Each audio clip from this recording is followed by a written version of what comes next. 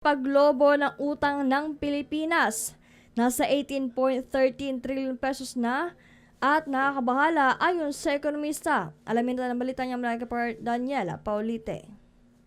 Itong katapusan ng Enero 2026, umakyat sa record high na 18.13 trillion pesos ang utang ng Pilipinas ayon sa Bureau of Treasury. Mas mataas ito ng 426.15 billion pesos kumpara sa naitalang utang noong Disyembre. Ayon sa Bureau of Treasury, sustainable ang pagtaas ng utang sa gitna ng mga hamon sa domestic at global landscape. Ngunit, ayon sa ekonomista, nakababahala ang kawalan ng malinaw na economic outcomes o nararamdamang benepisyo ng taong bayan mula sa mga inuutang ng gobyerno. Binigyan diin ni Dr. Michael Batu na kung naging wasto ang alokasyon ng pondo, dapat ay marami ng malalaking proyekto ang natapos sa bansa.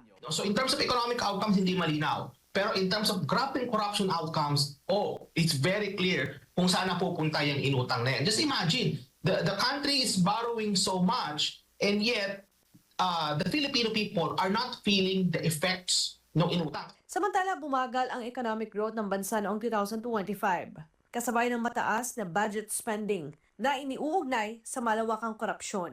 Dahil dito ay giniit ng ekonomista na dapat bawasan ng bansa ang pangungutang, lalo't wala naman umanong krisis tulad ng pandemya. Para sa Diyos at sa Pilipinas kong mahal, Daniela Paulite, SMNI News. DZRD Sunshine